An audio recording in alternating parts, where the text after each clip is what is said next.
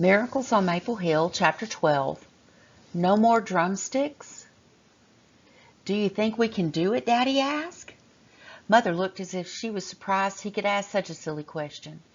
People do what they have to do, she said. Chris needs this crop, and he's going to get it. Fritz knows how. We just need to help him. Chris has always done the real job, the finishing, Daddy said. Well, now he's sick, Mother said. Her voice sounded impatient, but Marley knew it was because she was so worried.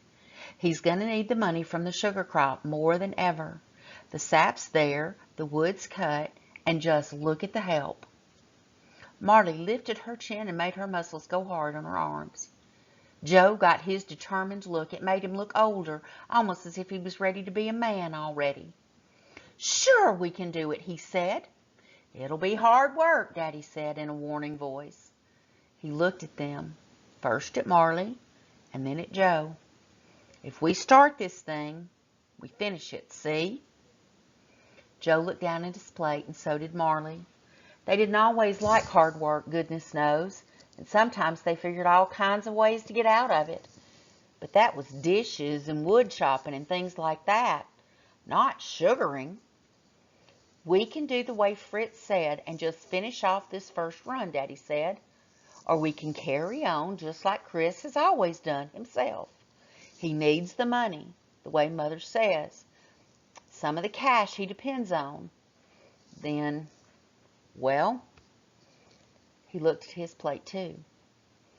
Something we can do that'd make him feel good. Nobody even thought about the next day being school again. First, they gathered their own hill. They were not quite 50 trees, but by the time each bucket had been tipped off the spile with its lid taken off, the sap poured into a gathering bucket and the lid put back, Marley was already feeling tired in her arms. Then they went to Mr. Chris's huge bush. Marley didn't know how huge it was. Those trees with their full buckets went marching on and on and on. Daddy drove the horses to pull the flatboat with its huge tank because it was too steep and muddy for the tractor in this bush. Marley had never even known there was another sugar bush besides the one Fritz had tapped over the fields beyond Chris's place at the edge of the deep woods. In all, there were over 1,400 buckets. Soon her hands were numb. At first she wore gloves, but the sap splashed and they got wet and cold, so she took them off. At first, too, she hated to splash a single drop of the precious stuff, but soon she knew it didn't matter much if some splashed out. She was wet all down her front, absolutely sopping with spring, as Mother said. But Mother was sopping with spring, too, and Daddy, and Joe. Mother got so tired she offered to watch the fire for a while. At first, it was Daddy who kept going back to keep it burning. Goodness, but it was a relief to see Fritz coming at last. How is he? Mother asked. Marley wanted to ask, but she couldn't for the big lump that settled square in the middle of her throat at the very idea of Mr. Chris being sick at all. You could tell from Fritz's face before he answered that he felt sad, and Marley felt everything inside of her turning heavy and cold. He's coming along, I guess. Anyway, he's still here, Fritz said. He used the words people use all the time. He said Mr. Chris was as well as could be expected. At the word here, Marley hurried back into the trees. It did mean that Mr. Chris was here in the sugar bush under the blue sky where he belonged. It only meant he was still in the world. But for now, it had to be enough. They all went back to work. By 2 o'clock, the gathering was finished. Fritz insisted they go home for a while, and he would watch the fire at the sugar camp. But Daddy said, no, I'd rather stay. He could sleep here this time, he said. Fritz had to have some rest before he'd be worth a grain of salt tomorrow. The sap was still coming. Slowly, steadily, the buckets were filling up again. Marley had never been more glad to get her supper, never more glad for a warm bath and her warm bed. She scarcely remembered when she fell onto the pillow. Suddenly, Mother was waking her up again, and it was morning. "Time to go," Mother said. Marty's overalls were stiff down the front, but they were dry at least. The bacon smelled wonderful. She stumbled toward the smell in the warm kitchen. I want to talk about Marty's overalls for just a minute. Now remember, it was sugar sap, maple sap that was pouring down the front of her overalls. What happens when you get sugar water on something and it dries? It gets stiff. It dries stiff. So what had happened to the front of Marley's overalls? You just talked about it on the previous pages. Fritz was already eating. He was going to fetch Daddy, and then they'd all go out again. "This reminds me of stories I've heard about the old days," Fritz said. "Folks used to help each other more than they do now.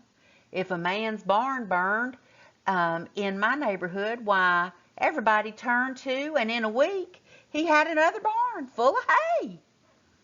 "That's the way it should be," Mother said. Marty wanted terribly to ask for news of Mr. Chris, but it was like yesterday. She couldn't get the words out of her throat. She knew that Chrissy would come back when there was no more danger, and not until. So that meant as long as Fritz was eating here. Just before he left, though, she had to ask, "Fritz, have you heard? Did Chrissy call or anything?" She saw how Joe looked up, listening. The room got still because Mother had even stopped washing the dishes to listen. "Yeah, she called," Fritz said. "He's some better than yesterday, they think, but it'll be a day or so before they can really tell for sure." He looked down as he spoke, and the cap in his hand turned around and around. "You know, the things folks always said about Chris was how big-hearted he was, always thinking about other folks. And now, well, his heart really is big, see? Sort of swollen or something." He turned quickly and went out. Nobody spoke. Mother began scraping the mush from the bottom of the kettle, and the scraping sounded loud in the room. Marty suddenly couldn't keep it back anymore. She leaned forward against the table and began to cry. Not loud, just steady, steady, steady, like sap into the buckets. "That's not going to be any help. That's not going to help any," Joe said suddenly. "Here they are in the sugar bush, collecting all the sap buckets and pouring them into the big container." As angry as he could. "If that isn't just like a girl." She looked up and saw him glaring at her. "You don't even care," she cried. "You're the meanest." Mother said, "Now, now." But Joe leaned across the table toward Marley as if he wanted to scorch her to a crisp with his eyes. "I'm not going to waste my time crying," he said. "I'm working for Mr. Chris, see?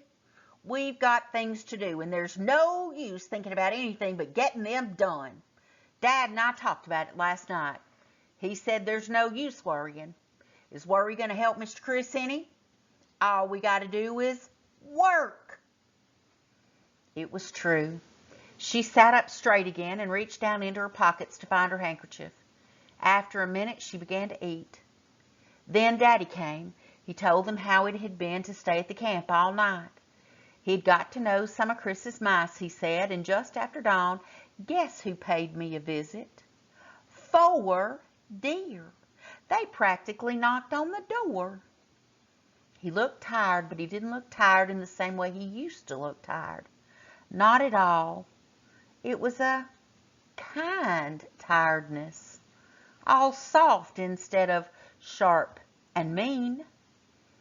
So another long day began. They had been working on the hill for 2 hours already when they saw the bright yellow school bus go by on the road.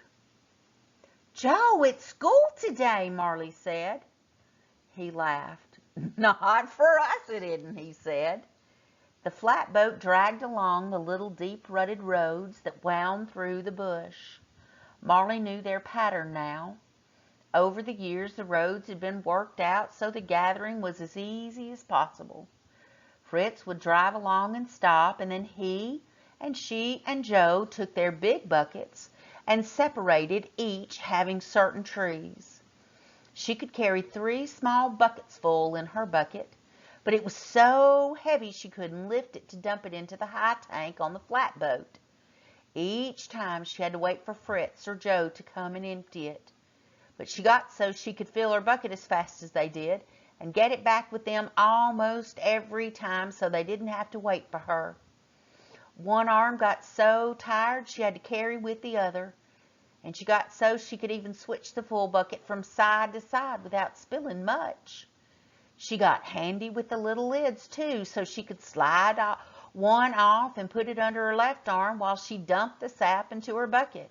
Then she could slip it back on with one hand without having to set her bucket down. There was a right way to do everything. Her arms were lame from the day before, but after a while she forgot to notice. It was as if her tiredness put her arms to sleep. Yet she worked. She stayed right along with Joe until the last bucket was emptied, and Fritz called, "That's the last one." She had never heard more beautiful words in all her life. Never either had the sugar camp looked so good. She went in and sank down on the old couch, and Daddy smiled at her. "Good work," he said. "Fritz says you're the 8th wonder of the world." She was too tired to be very pleased even. She was limp inside and outside, but after a while, Fritz brought some eggs and boiled them in the syrup. They tasted wonderful with some of the sweetness in them, as if it had gone right through the shells. Mother came with sandwiches and hot coffee and cold milk. As wonderful as that little brown house had been before, it had never seemed as wonderful as now. Just to sit down was wonderful. To eat was a joy. Even to feel the wet cold of her overalls drying by the fire was goodness.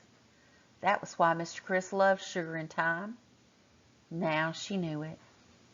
He loved not only spring coming and the warm fire and the good taste and the lovely smells, but cutting wood and hanging buckets and gathering sap and watching the slow change from plain watery sap to the deep amber of the finished syrup.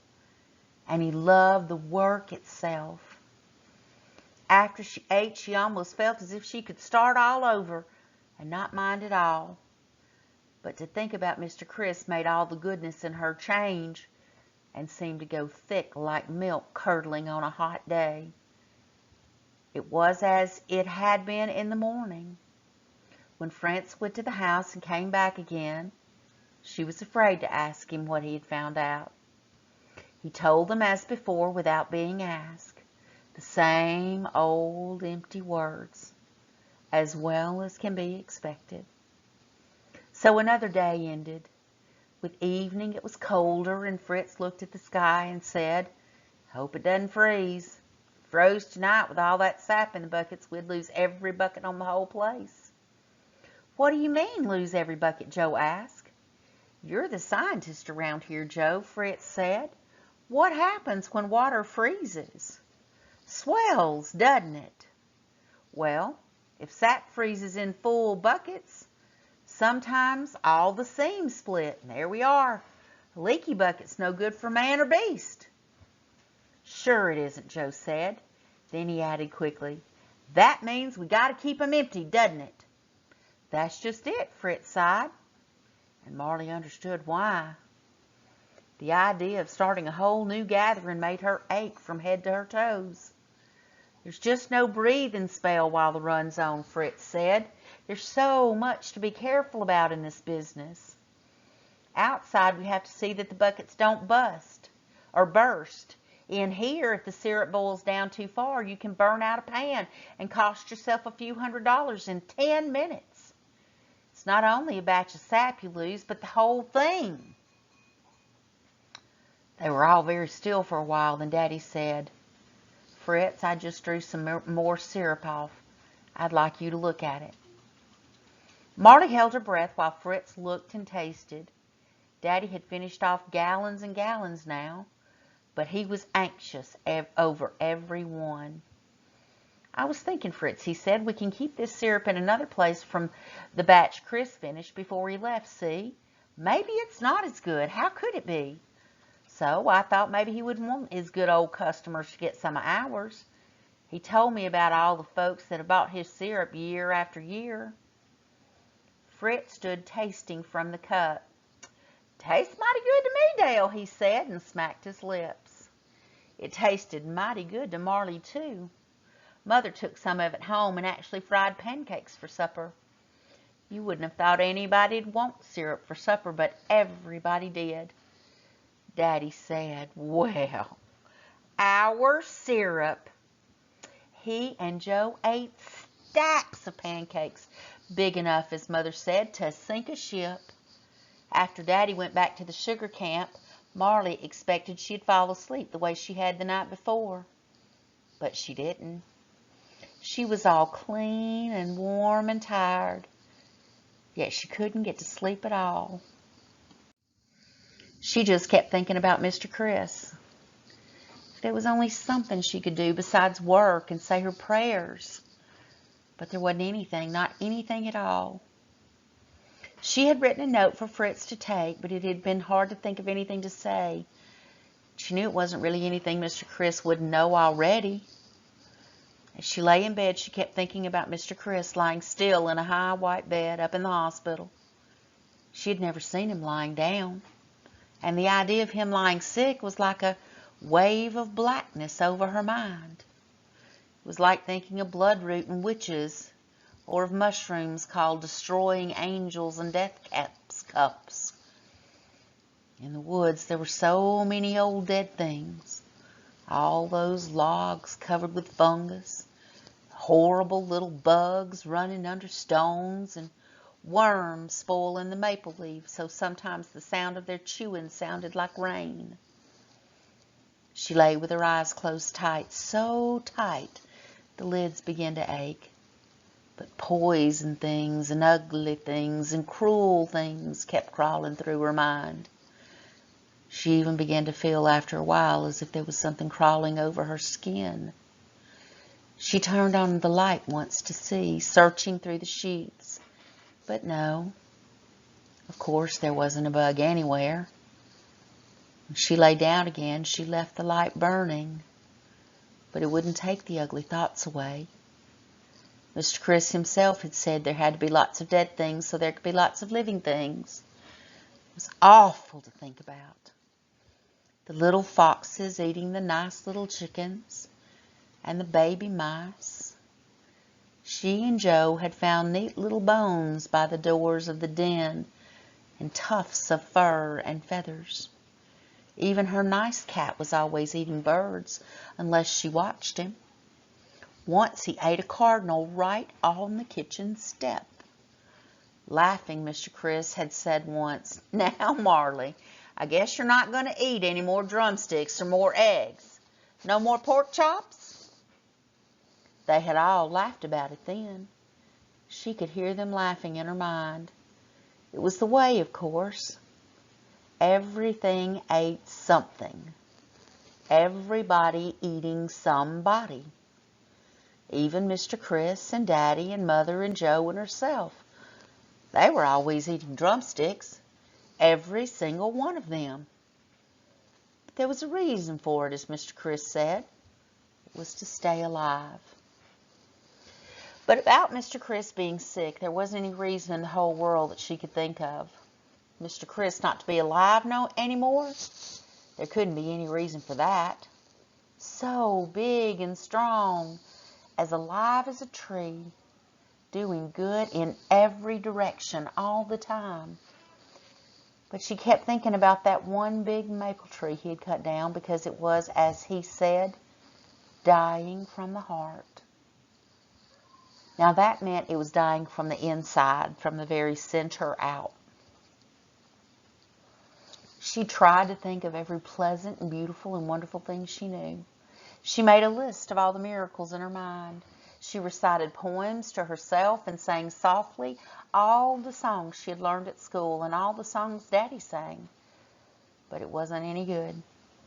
Finally, she couldn't bear it any longer and got up and crept softly down the stairs. She sat on the chair by the stove, her feet gathered under her. But it was cold in the kitchen and she had to stir the fire up and put in some wood and coal. As quiet as she tried to be, Mother heard her. She heard Mother getting up and then the sound of footsteps down the stairs. "Mother, I didn't mean to wake you up. It's all right. I wasn't sleeping well myself," Mother said. "I guess we're just too tired, that's all." "I keep thinking about Mr. Chris," Marley said. Thank goodness Joe hadn't come down so she could cry all she needed to. Mother didn't say a word, but only heated some milk, and they sat with their feet on the oven door and sipped at their steaming cups. Marley was glad for the silence and the warmth. It was cozy to sit with Mother in the night, with the clock ticking and ticking and the fire crackling and the kettle slowly steaming. Last, Mother put down her empty cup and said, "Come back to bed with me this time." So they went up the stairs together. This time Marley didn't even know when she went to sleep. When she woke up, the sun was shining and Joe had already gone off with Fritz.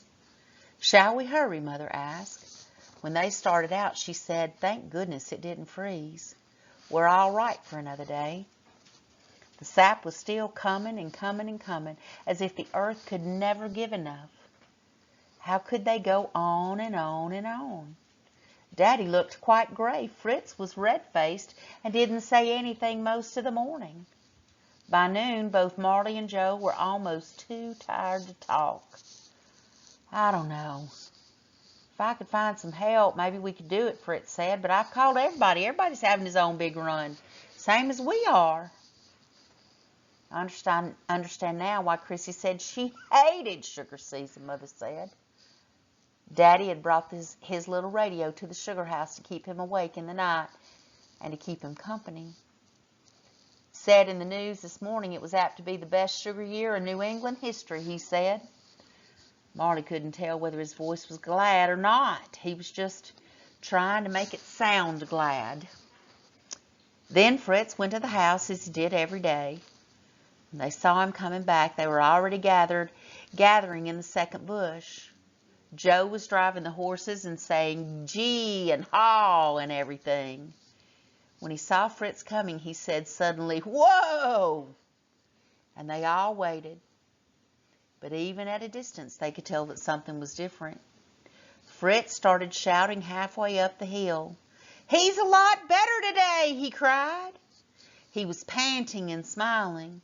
"Chrissy said she might even come home for a while tonight. I'm driving in after her when we've got through this bush." That afternoon, Marley had to add another miracle to the list. It was how light a heavy bucket could suddenly be. That night, she slept.